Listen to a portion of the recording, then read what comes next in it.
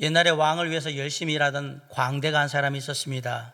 그런데 어느 날 이 광대가 왕을 열심히 웃기다가 돌이킬 수 없는 실수를 해서 왕의 노여움을 사게 되었고 결국은 이제 죽음에 이르게 됐어요. 왕을 노엽게 했기 때문에. 그런데 왕이 그동안 그래도 광대가 자기가 힘들고 어려울 때, 답답할 때 이렇게 웃음을 주고 했던 그 노고를 감안해서 마지막으로 은혜를 베풀기로 합니다. 너는 나한테 큰 실수를 저질러서 죽을 수밖에 없는 상황이 됐다. 그런데 네가 오랫동안 나를 즐겁게 하고 기쁘게 해준 것을 참작해서 네가 원하는 방법으로 내가 죽여줄 테니까 어떻게 죽기를 원하느냐 선택하라 라고 얘기를 했어요. 그러자 이제 죽게 된 광대가 한동안 말이 없다가 뭔가를 생각하고 이렇게 왕에게 얘기합니다. 자비로운 왕이시여, 제가 죽고 싶은 방법이 딱 한 가지가 있습니다. 그래, 그게 뭐냐? 어떻게 해 죽을래? 왕이시여, 저는 늙어 죽는 방법을 선택하도록 하겠습니다. 그래서 이 광대는 결국 늙어 죽는 방법을 선택해서 늙어 죽었다라고 얘기합니다. 우리가 사는 이 세상의 삶은 선택의 연속입니다. 매일의 삶 가운데 먹고 마시고 일하고 입고 시간 지내는 일상적인 선택들도 있고요. 그 다음에 진로나 결혼이나 직장이나 사업, 어떤 사람과의 관계와 같은 특별한 신중을 기해야 되는 그런 중요한 선택들도 있습니다. 사실 일상적인 선택들은 선택이 잘못된다고 해도 그렇게 큰 영향을 우리에게 주지는 않지만 중요한 선택은 잘못되는 그 순간에 우리의 삶에 지대한 영향을 끼치게 됩니다. 중요한 선택은 잘하면 오랜 시간 동안 우리에게 행복을 주지만 잘못되면 오랜 시간 동안 우리에게 고통과 괴로움을 안겨준다는 사실을 잊으시면 안 됩니다. 오늘 본문에 보면 아주 중요하고도 특별한 선택을 한 사람들의 이야기가 등장을 하고 있습니다. 바로 바벨론의 포로 생활을 접고 고향 땅 예루살렘으로 돌아온 이스라엘 백성들의 이야기입니다. 이 아주 특별하고 중요한 선택을 한 이스라엘 백성들을 통해서 과연 우리가 배워야 될 교훈이 무엇일까? 먼저 우리는 믿음의 선택을 해야 한다라는 것을 배울 수 있습니다. 오늘 본문 1절로 2절에 보면 누가 이들을 이끌었는지에 대한 얘기를 하고 있는데, 옛적에 바벨론 왕 느부갓네살에게 사로잡혀 바벨론으로 갔던 자들의 자손들 중에서 노임을 받고 예루살렘과 유다도로 돌아와 각자의 성읍으로 돌아간 자, 곧 수룹바벨과 예수야와 느헤미야와 스라야와 르엘라야와 모르드게와 빌산과 미스발과 비그에와 루흠과 바하나 등과 함께 나온 이스라엘 백성의 명수가 이렇다라고 해서 누가 인도자로 데리고 나왔는지 이렇게 정확하게 표현을 하고 있어요. 1절은 바벨론에 의해서 남유다가 멸망할 때 포로로 잡혀갔던 사람들 중에서 일부가 예루살렘으로 돌아왔다라고 얘기하고, 2절에는 이렇게 돌아온 사람들에게 있어서 이 사람이 리더, 지도자이다라고 기록하고 있습니다. 이들 중에 수룹바벨과 예수야가 귀환한 사람들의 가장 높은 지도자인데, 수룹바벨은 다윗의 후손으로 정치적인 지도자였고요, 예수야는 대제사장의 후손으로 종교적인 지도자였습니다. 참고로 64절에 보면 온 회중의 합계가 42,360명이라고 나와 있고, 65절에는 그들의 종이 7,337명이라고 나와 있습니다. 거의 도합 한 5만 명 정도 되는 그러한 인원이 지금 예루살렘으로 돌아왔다라는 얘기입니다. 수룹바벨과 예수아의 지도하에 5만 명 정도 되는 이스라엘 사람들이 1,400km나 되는 그 머나먼 길을 돌아와서 지금 예루살렘에 정착해 있는 겁니다. 이전에 말씀드렸다시피 바벨론으로 포로로 잡혀갔다는 사람들 중에 일부만 지금 예루살렘으로 돌아와 있는 거예요. 당시 바벨론에 거주했던 이스라엘 사람들은 한 100만 명 정도 됐다고 얘기하는데, 그 중에 5만 명이니까 사실은 다수가 아니라 소수의 사람만 돌아왔던 것을 우리가 알게 됩니다. 바사왕 고레스가 자유를 주고 고향 땅에 돌아갈 수 있는 길을 열어주고 거기에 필요한 모든 것을 다 지원해 줬음에도 불구하고 예루살렘으로 돌아오는 길을 선택한 사람들은 다수가 아닌 소수였다는 사실을 우리가 생각해 볼 필요가 있는 겁니다. 오늘날 많은 사람들이 다수의 선택이 바르고 좋은 길이라는 생각을 많이 갖습니다. 그래서 나도 모르게 많은 사람들이 선택해서 가는 그 길을 무의식적으로 따라갈 때가 많습니다. 그러나 성경은 구원의 길, 믿음의 길은 언제나 좁은 길, 소수의 길이라고 우리에게 이야기하고 있습니다. 오늘 스룹바벨을 비롯하여서 5만 명의 이스라엘 백성들은 믿음으로 좁은 길을 가기로 선택을 했던 것입니다. 자신들에게 익숙하고 편안한 삶의 터전을 떠나서 하나님이 약속하시고 인도하시는, 그렇지만 거칠고 황량하고 미래가 불확실한 땅으로 지금 오기로 선택하고 함께하고 있는 거예요. 어쩌면 이 길에 함께하지 않았던 사람들은 이들을 비웃을 수도 있어요. 뭐하러 지금까지 힘들게 다져놓은 그런 삶의 터전을 다 그냥 두고 아무것도 없는 것, 보장도 없는 곳에 가서 힘들게 고생을 하려고 하느냐라고 비웃을 수도 있고, 꼭 예루살렘에 가야만 하나님을 제대로 온전히 예배하는 건가? 내가 있는 여기서도 얼마든지 하나님을 예배할 수 있다고 생각하는데 꼭 예루살렘에 가야만 되느냐라고 얘기하면서 사람들에게 뭐라고 할 수도 있어요. 그래서 믿음의 길은 언제나 고독하고 외로운 길인 겁니다. 그리고 믿음의 선택은 때론 우리를 고통스럽고 아프고 힘들게 만들기도 합니다. 예수님도 그랬고 많은 믿음의 선배들도 그 좁은 길을 선택해 갔음을 기억하셔야 합니다. 사랑하는 성도 여러분, 저와 여러분은 지금 어떤 선택을 하고 계십니까? 남들이 다 하는 것처럼, 아니 많은 사람들이 가는 것처럼 세상을 타협하면서 넓은 길을 가려고 하지는 않습니까? 이왕이면 좀 더 편한 길을 가려고 하고, 이왕이면 좀 더 안락한 길을 가려고 하는 그러한 모습을 보이고 있지는 않습니까? 세상에 살다 보면 믿음의 선택 때문에 손해를 보는 경우가 참 많이 있습니다. 놀 것도 제대로 못 노는 경우도 많고, 찾아 먹어야 될 것도 제대로 못 찾아 먹는 경우도 많고, 당연한 것인데도 불구하고 믿음을 지켜가는 사람이기 때문에 제대로 요구하지 못하는 경우도 많고, 할 말을 해야 되는데 할 말도 제대로 못하는 경우도 참 많습니다. 그러다 보니 이제는 이렇게 살다 보니까, 믿음으로 살다 보니까 손해도 많고, 그냥 웬만하면 그냥 적당하게 서로 타협하면서 좋은 게 좋은 거니까 그렇게 살아야 되겠구나 라는 인간적인 생각으로, 그리고 이해타산을 계산하는 생각으로 선택하고 있지는 않습니다. 이스라엘 백성들이 다 이렇게 했다면 그 누구도 그 황량한 예루살렘으로 돌아와서 이 큰일을 하겠다라고 얘기하지 않았을 것이고, 그 누구도 예루살렘 성전을 재건하거나 성벽을 다시 쌓기 위해서 수고하는 일을 하지 않았을 겁니다. 다행스럽게도 그 안에 믿음의 선택을 한 소수의 하나님의 사람들이 있었기 때문에 예루살렘 성전이 다시 지어질 수 있었고, 예루살렘 성벽이 다시 세워질 수 있었다라는 사실을 우리가 생각해 봐야 합니다. 하나님은 우리에게 하나님의 뜻을 이루는 선택, 믿음의 선택을 하라고 말씀하시는 거예요. 믿음의 좁은 길을 가라고 말씀하십니다. 하나님의 약속의 말씀을 붙잡고 모든 것을 버려두고 하나님의 뜻을 이루기 위해서 예루살렘으로 돌아온 스룹바벨과 백성들의 믿음의 선택은 분명히 힘들고 어려운 선택이었습니다. 그러나 그 선택이 하나님 앞에서는 합당한 선택이었고, 그 선택이 하나님의 뜻을 이루는 선택이었으면 분명한 사실이기도 합니다. 그리고 이들의 믿음의 선택이 오늘날 저와 여러분의 믿음이 되기를 간절히 바라고, 저와 여러분이 순간순간 선택하는 그 선택이 될 수 있기를 저는 주님의 이름으로 간절히 축원합니다. 이렇게 우리가 믿음의 선택을 하기 위해서는 꼭 해야 되는 하나의 일이 있는데, 세상과 타협하시면 안 됩니다.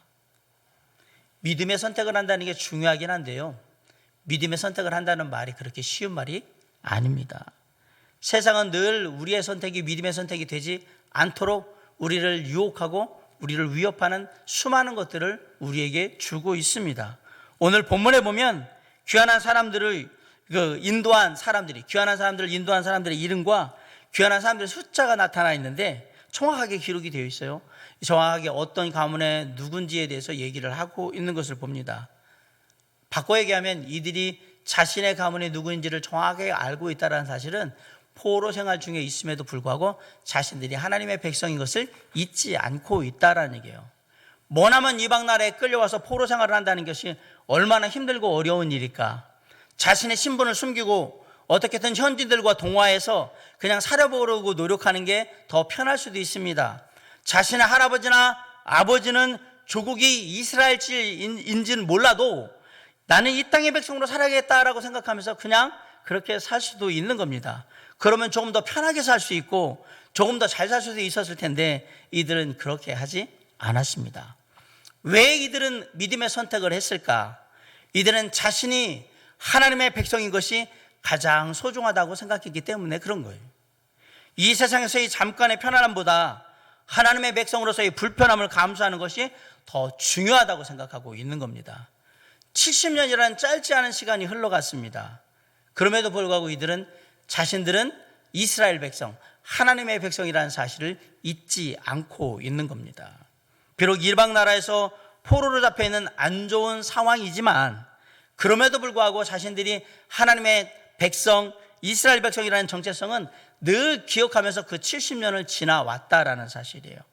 아울러 하나님이 약속의 말씀으로 약속하신 것처럼 때가 되면, 하나님의 때가 되면 반드시 회복되어서 이스라엘로 다시 돌아갈 것이라고 분명히 믿고 있었던 겁니다. 하지만 모두가 그렇게 믿고 있었던 것은 아닙니다. 59절과 60절을 한번 보시기 바랍니다. 우리 한번 읽어볼까요? 59절, 60절. 자, 시작.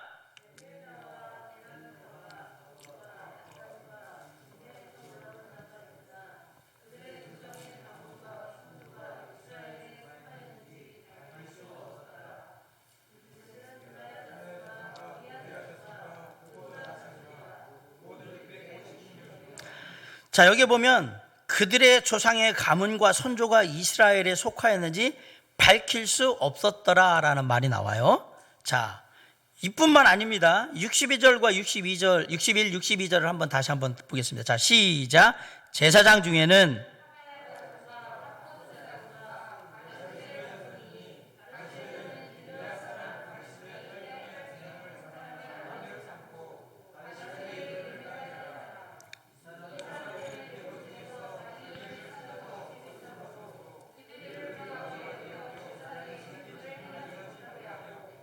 여기도 재미있게 이 사람들은 계보 중에서 제사장들인데 자기 이름을 찾아도 얻지 못함으로 그들을 부정하게 여겨서 제사장의 직분을 행하지 못하게 했다라고 되어 있습니다. 특별히 이스라엘에서 제사장들은 자신이 아론족 속의 제사장 가문이라는 것을 엄청나게 목숨보다 더 소중히 여기는 아주 자긍심을 갖고 그렇게 생각하는 사람들인데 놀랍게도 제사장 중에 자기가 어디 소속인지도 모르는 사람이 지금 나왔다라는 얘기입니다. 목숨보다 소중히 여기는 가문, 족속을 지금 모르고 있다라는 얘기예요. 70년이라는 포로 생활 동안 대부분의 이스라엘 사람들이 이렇게 살았을 거예요. 여기저기 흩어져서 예배도 잘 안 드리고 하나님의 절기도 생각하지 않고 예루살렘에 대한 생각들도 없고 그러다 보니까 그러면서 시간이 되면서 자신도 모르게 자신의 소속과 가문이 어딘지도 모르는 상태가 이제 되어버린 겁니다. 그런 상태에서 예루살렘에 가겠다고 해서 데려오긴 했는데 이들의 말을 다 믿을 수가 없는 거예요. 너 부모님이 어떻게 되니? 족보가 어떻게 되는데? 라고 물어봤을 때 대답을 못하는 거예요. 그럼 왜 문제가 되냐면 여기서도 이스라엘의 12지파가 있을 때 유력한 지파가 있고 좀 힘이 없는 지파가 있고 또 지파 안에서도 유력한 가문이 있고 그렇지 않은 가문이 있습니다. 사람들은 생각할 때 어떻게 생각하냐면 내가 더 좋은 가문의 자손인 것 같이 그렇게 그냥 만들면 되는 거예요. 그럴 가능성이 높은 거예요. 그러니까 족보를 위조할 수도 있고 거짓말을 할 수도 있는 상황이기 때문에 이 사람이 말한다고 다 그렇게 믿을 수가 있는 게 아니에요. 하나하나를 다 조사해야 한단 말이에요. 우리나라가 조선 후기 시대에 천민이나 그 평민이 돈 주고 족보를 사가지고 양반의 족보를 사가지고 신분 세탁을 했던 것을 여러분 아실 거예요.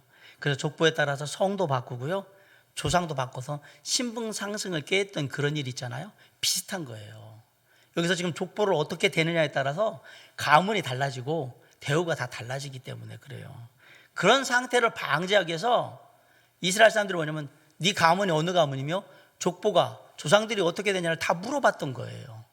그러면 이스라엘 사람들은 옛날에 우리나라 사람들 같아서 족보에 뭐 박혁거세 몇 대선, 저 같으면 이렇게 하죠. 뭐 누구 무슨 공파의 몇 대선, 이런 걸 다 외우고 있는 거란 말이에요. 그걸 딱 대답을 못하면 너는 이 좀 위험한데, 이상한데, 이렇게 얘기를 했던 거예요. 그 중에 일부가 자신의 가문과 족보를 온전히 밝히는 일에 실패했다, 이 얘기입니다. 누군지 알려주지를 못한 거예요. 왜 가문의 족보와 자신의 소속을 말하지 못했을까? 10중 8구는 바벨론의 포로 생활을 하면서 살 때 그 70년이라는 생활, 그리고 다시 나와서의 그런 모든 것에 이게 느슨해진 거예요. 하나님에 대한 모든 것, 이스라엘 백성이라는 것, 하나님의 백성이라는 모든 사실, 그리고 다시 돌아가서 예루살렘에서 하나님의 성전을 재건한 이 모든 말씀의 약속, 이런 것들이 다 느슨해져 있는 거예요. 그리고 뭐 하고 있는 거냐면 그냥 하나님 안에서 산다 보다는 바벨론에서 바벨론 사람으로 살아야지 라고 생각하며 그냥 살고 있는 거예요. 물론 처음부터 그러진 않았죠. 처음에는 내가 이스라엘 백성, 하나님의 백성이라는 것을 자각하고 삽니다. 그러다 10년이 지나고 20년이 지나고 자녀들이 태어나고 또 30년이 지나고 또 다른 손자 손녀들이 태어나고 이렇게 해서 70년이 지나면서 사는 모든 게 이제는 바벨론화 되기 시작했던 거예요. 그러면서 굳이 내가 이스라엘의 어느 족속인지, 어느 가문인지, 어디에 소속됐는지가 굳이 중요하진 않아진 겁니다. 말도, 음식도, 옷도, 관습도, 일하는 모든 것도 다 바뀌어 버린 겁니다. 그러면서 점점 하나님의 백성으로서의 정체성도 잃어가기 시작했다라는 사실입니다. 그리고 마침내 뭐도 잃어버렸어요? 이스라엘의 어느 가문인지 족보도 잃어버리는 그러한 상황까지 이르게 됐다라는 사실이에요. 이렇게 세상과 타협하는 삶은 무서운 겁니다. 그리고 우리도 모르게 조금씩 세상을 닮아가게 되는 겁니다. 하나님의 자녀, 하나님의 사람, 그리스도인이라는 정체성이 분명하지 않으면 우리는 세상을 향해 나갈 수밖에 없다라는 사실을 보게 되는 겁니다. 나 하나만 그렇게 하면 그렇게 끝나면 다행일 텐데, 내가 세상에 타협해서 세상을 향해 나아가는 그 삶을 통해서 나의 자녀들도 똑같은 삶을 살 수 있다는 사실을 잊지 마시기 바랍니다. 내가 잘못하면 우리의 믿음의 가정이 깨지고 믿음의 가문을 이루는 것이 어렵게 된다라는 사실이에요.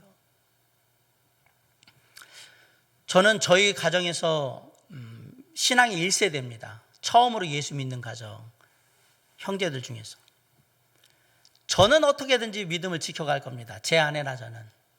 그런데 중요한 건 저희 아이들, 그 다음에 저희들의 손자, 손녀들이 될 겁니다. 미래에.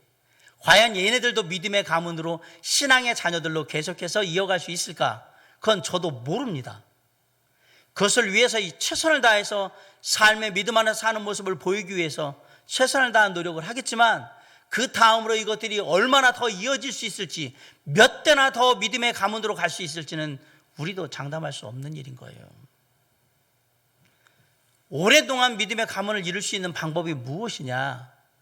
하나님 안에서 우리의 정체성을 분명히 하고 늘 살아가는 것이 가장 좋은 방법입니다. 우리의 자녀들에게, 우리의 후손들에게 우리는 하나님의 백성이라는 것, 하나님의 자녀라는 것, 믿음의 사람들이라는 것, 예수 그리스도를 따라가는 그리스도인이라는 사실들을 늘 자각시키면서 그렇게 살지 않으면 언젠가 우리의 자녀들도 우리의 후손들도 세상의 사람들이 되어서 세상의 사람들처럼 그렇게 살고 있을 거라는 사실을 잊으시면 안 됩니다. 다행스럽게도 이들 중에 몇몇 사람들은 처음에는 세상과 타협해서 그냥 그렇게 살았는데 나중에 돌이켜서 하나님의 약속을 붙잡고 예루살렘으로 함께 돌아오는 일을 했던 거예요. 뒤늦게라도 깨닫고 돌아왔으니 참 감사한 일이죠. 그런데 돌아왔는데 하나님께서 맡기신 영광된 일을 할 기회를 놓친 겁니다. 왜 놓쳤습니까? 처음에 그렇게 살다 보니까 정체성을 잃어버려가지고 너 어디 소속인데? 모르겠는데요. 제사장이고 하나님의 일을 해야 되는 레위 사람이고 그럼에도 불구하고 자기가 어딘지를 몰라가지고 이거는 안 되겠는데요? 라고 일을 못 시킨 거예요. 잘 보세요. 아예 따라오지 않은 사람은 그렇다 칩시다. 그런데 깨닫고 야 우리도 예루살렘에 돌아가야 되겠어 라고 해서 깨닫고 돌아왔는데 와서도 일을 할 수가 없는 거예요. 중요한 일을 해야 되는 그런 가문이고 족속인데 그 일을 못하게 된 이유가 뭐냐? 정체성을 다 잃어버리고 살아가지고 맡길 수가 없는 상황이 되어버린 거예요. 비록 지난날의 잘못을 뉘우치고 하나님께 돌아온다 할지라도 하나님을 위해서 하나님께서 마련한 여러 가지 기회를 놓치거나 잃어버릴 가능성이 있어요. 그래서 처음부터 세상과 타협하는 삶을 살면 안 되는 겁니다. 세상과 타협하게 되면 하나님의 일을 할 수 있는 많은 기회들을 우리가 놓치게 될 것입니다. 사랑하는 성도 여러분, 그래서 믿음의 정체성을 지키는 것이 중요합니다.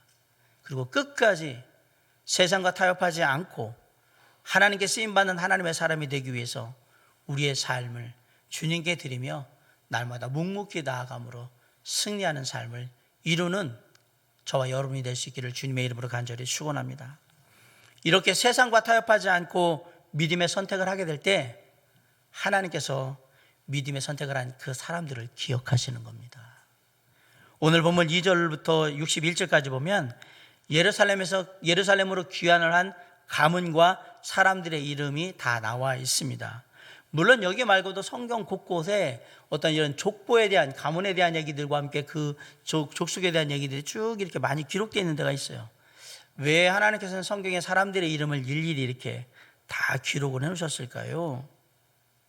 아마 하나님께서는 한 사람 한 사람을 다 사랑하시고 모두에 대해서 다 알고 계시며 늘 관심을 갖고 지켜보고 계신다는 사실을 우리에게 알려주실 것은 아닐까라고 생각해 봅니다.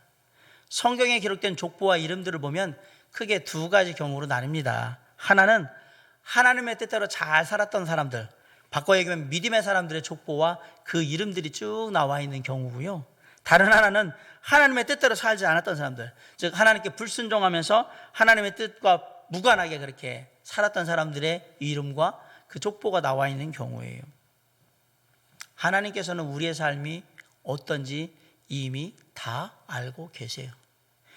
시편 149편 2절에 보면 주께서 내가 앉고 일어섬을 아시고 멀리서도 나의 생각을 밝히 아신다라고 얘기하셨습니다. 마태복음 10장 30절에 보면 너에게는 머리털까지 다 세신 바가 되었다라고 얘기했습니다. 하나님이 우리의 모든 걸 다 알고 계신다는 사실입니다. 어떤 사람이 어떤 생각을 하고 있는지, 무엇을 하고 있는지, 어떻게 살아왔는지, 어떤 마음으로 어떻게 불순종하는지 다 알고 계시다는 사실입니다. 오늘 본문에 나와 있듯이 편안한 삶의 자리를 포기하고 하나님의 약속의 말씀을 의지한 채 예루살렘으로 돌아온 사람들처럼 우리의 삶 가운데 하나님의 말씀에 순종하여서 믿음의 삶을 살았던 사람들은 비록 이 땅에서 힘들고 어려운 시간들을 당하겠지만 하나님의 책에는 믿음의 자녀라고 분명히 기록되게 될 것입니다. 반대로 하나님의 약속의 말씀을 의지하지 않고 나의 안위를 위해서, 평안함을 위해서 세상과 타협하는 삶을 살았던 사람들은 불순종의 사람들이라고 그 이름이 하나님 앞에 기록되게 될 것입니다. 그게 바로 심판의 책인 거죠. 우리가 이 땅을 살아가면서 가장 소망하는 게 뭐냐? 구원받은 하나님의 자녀로 하나님의 생명책에 기록되는 거예요. 이 일은 내가 죄인이고 예수 그리스도께서 나의 모든 죄를 위하여 이 땅에 오셔서 나의 모든 죄를 대신 지시고 십자가에 달려 죽으심으로 말미암아 나의 모든 죄가 사함받았고 그것을 믿는 모든 하나님의 자녀를, 하나님의 사람들을 하나님의 자녀 삼으셨다는 사실을 믿음으로 말미암아 우리의 이름은 생명책에 기록되게 됩니다. 그런데 생명책에는 우리의 이름만 기록되는 것이 아닙니다. 우리 믿는 자의 모든 삶도 다 기록이 됩니다. 빌립보서 4장 13절에 보면 또 참으로 나와 멍에를 같이 한 네게 구하노니 복음에 나와 함께 힘쓰던 저 여인들을 돕고 또한 클레멘드와 그 외에 나의 동역자들을 도우라. 그 이름들이 생명책에 있느니라 라고 되어 있습니다. 이 얘기가 뭐냐면 생명체에 그 이름이 있는데 그들이 무슨 일을 했는지도 다 알고 있다라는 사실이에요. 디모데후서 4장 7절로 8절에 보면 나는 선한 싸움을 싸우고 나의 달려갈 길을 마치고 믿음을 지켰으니 이후로는 나를 위하여 의의 면류관이 예비되었으므로 주 곧 의로우신 재판장이 그날에 내게 주실 것이며 내게만 아니라 주의 나타나심을 사모하는 모든 자에게도 오니라 라고 되어 있습니다. 내가 믿음을 지키면 의의 면류관을 예배했다가 주실 거라고 그랬어요. 내가 믿음을 지켰는지 안 지켰는지 하나님이 다 알고 계시다는 얘기예요. 다 생명체에 기록되어 있다는 얘기입니다. 복음에 힘쓰는 삶을 살았는지, 하나님의 말씀하신 믿음을 지켰는지, 그리고 내가 상급으로 멸류관을 받을 자격이 있는지 다 기록되어 있다라는 사실입니다. 우리의 이름이 하나님의 생명체에 기록된 것만큼 어떻게 기록되어 있는지도 중요하다라는 사실이에요. 늘 굳건한 믿음으로 살았던 형제, 기도로 하나님의 능력을 보인 믿음의 용사, 언제나 신실하게 주님의 몸된 교회를 위해서 헌신했던 자매, 누구누구를 주님께 인도한 복음의 일꾼 등등 수많은 이름으로 다 기록이 되고 있을 거예요. 하나님께서 생명책에 우리의 이름을 적으실 때에 그 옆에 이렇게 놀라운 믿음의 기록들이 함께 적혀서 하나님께서 우리를 기억해 주신다면 얼마나 영광스럽겠습니까? 놀랍게도 이렇게 생명책에 적힐 만한 사람들이 오늘 본문에 등장을 합니다. 58절을 한번 보실까요? 자, 58절 한번 다 같이 한번 읽어봅시다. 시작.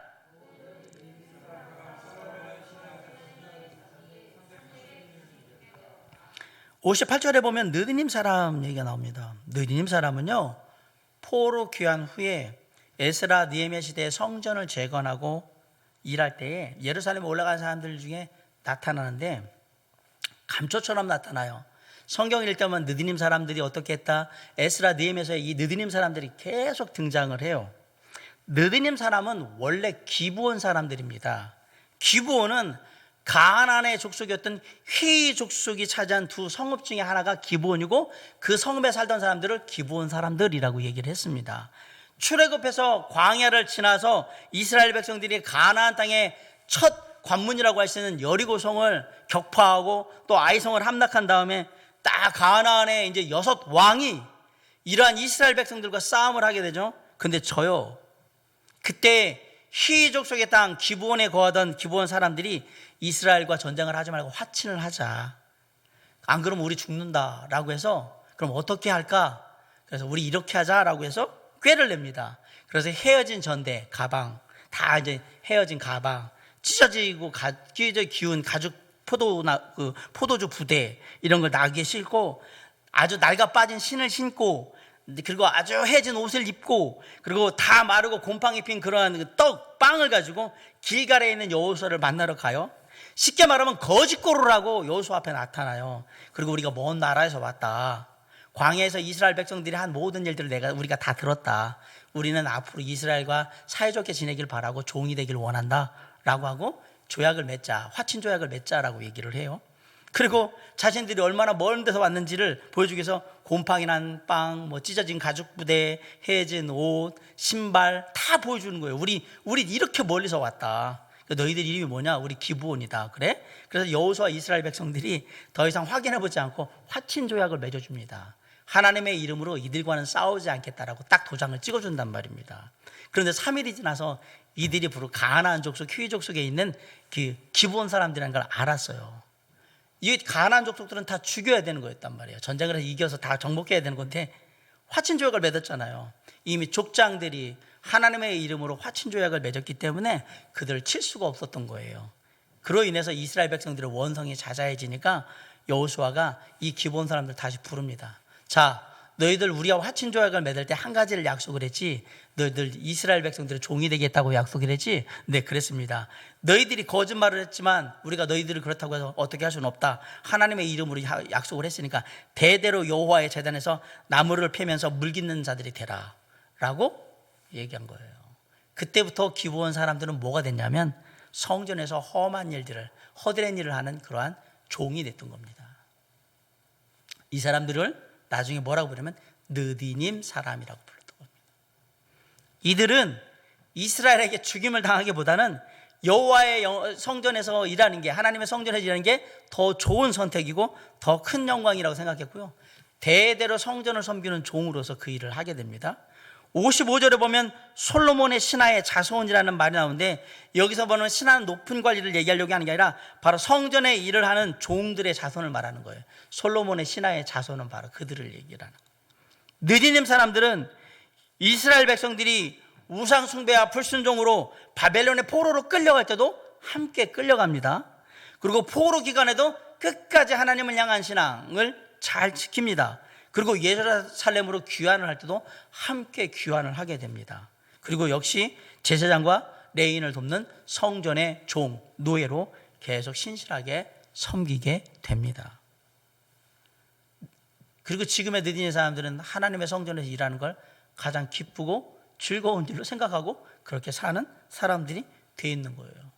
같이 따라갔다가 거기에 있다가 다시 돌아왔다는 이 느디님 사람들의 이런 모습을 보면서, 그리고 성전에서 늘 묵묵하게 허드렛이지만 그 모든 일들을 다 감당하고 있는 이들의 모습을 보면 정말 감탄이 절로 나오지 않을 수가 없는 거예요.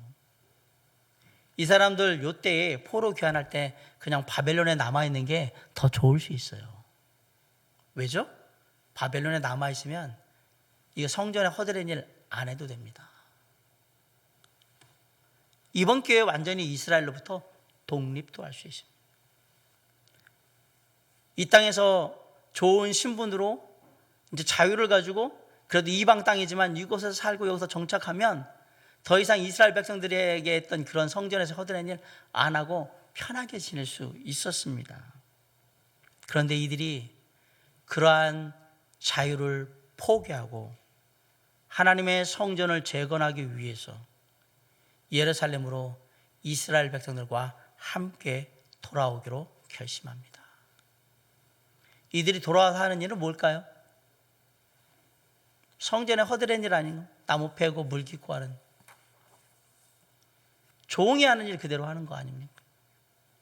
그런데 느디님 사람들은 자신들의 자유보다 오히려 하나님의 성전에서 종으로 사는 것이 훨씬 더 좋다고 여겼습니다.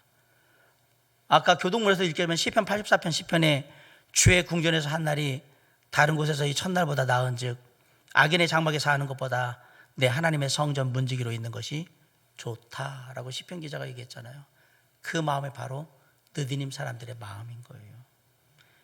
세상에서 잘 먹고 잘 사는 것보다 비록 가난하고 어렵지만 하나님과 가까이 하는 삶을 사는 것이 더 좋다고 믿고 그 길을 선택한 거예요. 저와 여러분이 이런 선택을 하면 할 수 있겠습니까? 우리가 과연 이런 선택을 할 수 있을까요? 하나님은 이런 믿음의 사람들을 기억하시고 귀하게 여기십니다. 이런 사람이 바로 하나님이 찾으시는 사람들입니다. 이런 사람이 바로 하늘에서 크다 일컬음을 받는 사람들인 것입니다. 이런 믿음의 선택을 한 느디님 사람들에게 주어진 결과가 그럼 뭡니까? 느헤미야서 11장 21절에 보면 이런 말씀이 있습니다. 느디님 사람은 오벨에 거주하니 시아와 기스바가 그들의 책임자가 되었느니라. 느디님 사람들이 바벨론에서 포로 귀환한 후에 오벨의 거주지를 삼고 모여서 살게 됐는데, 놀랍게도 이제 자신들의 대표된 족장을 삼아서 살고 있다라는 얘기예요. 이 얘기는 이스라엘의 엄연한 한 가문으로, 족속으로 이제 서게 됐다라는 사실입니다. 성전에서 허드렛 일을 하던, 종의 일을 하던 느디님 사람들이 돌아와서 그 놀라운 하나님의 은혜 가운데 이제 한 족속으로 엄연히 인정받게 됐다라는 사실이에요. 이게 하나님께서 믿음의 선택을 한 사람들을 축복하시는 삶의 모습인 것입니다. 저는 말씀을 마치려고 합니다. 믿음으로 아브라함은 부르심을 받았을 때 하나님의 명령을 따라서 장래의 유업을 물려받음으로 말미암아서 믿음의 조상이 되었습니다. 믿음으로 노아는 부르심을 받았을 때 방주를 예비해서 새로운 구원의 역사를 이뤘습니다. 믿음으로는 다니엘은 끝까지 하나님을 섬기며 사자굴에 들어가서 하나님을 경배함으로 하나님의 영광을 높일 수 있었습니다. 믿음으로 모세는 홍해를 가르고 마침내 이스라엘 백성들을 가나안으로 이끌어가는 놀라운 일을 하게 됩니다. 믿음으로 다윗은 거인 골리앗을 죽이고 이스라엘을 승리로 이끌어 나아갑니다. 모두 다 하나님에 대해서 진실한 믿음으로 선택을 했던 사람들의 모습입니다. 오늘 저와 여러분은 어떤 선택을 하고 계십니까? 하나님이 우리의 이름을 기억할 때에 어떤 사람으로 기억하기를 원하십니까? 믿음의 사람으로 기억되기를 원하십니까? 아니면 불순종의 사람으로 기억되기를 원하십니까? 바로 오늘 지금 우리의 삶과 선택이 이 중요하고도 용한 일을 결정한다는 사실을 잊지 마시기 바랍니다. 우리 모두가 세상과 타협하지 않는 믿음의 선택으로 하나님께 날마다 아름답게 기억될 수 있기를 간절히 바라고, 날마다 하나님의 축복과 은혜를 힘입는 하나님의 자녀로서 묵묵히 이겨나갈 수 있는 그런 삶을 이룰 수 있도록 주께서 오늘도 우리와 함께 하시며 우리 모두에게 은혜를 주시고 새 힘을 허락하시기를 주님의 이름으로 간절히 축원합니다. 기도하시겠습니다.